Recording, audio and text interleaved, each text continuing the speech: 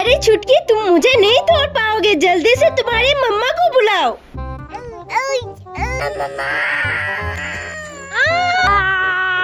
मालकिन जल्दी से हट जाओ, नहीं तो तुम्हें लग जाएगी। हाँ छुटकी, मुझे जल्दी से अपनी मम्मा को लगा दो, मैं तुम्हारी मम्मा को एकदम ठीक कर दूंगी। अरे मालकिन मुझे छोड़ दो, मैंने कहा था तुम्हें हटने के लिए, मेरा कसूर नहीं है।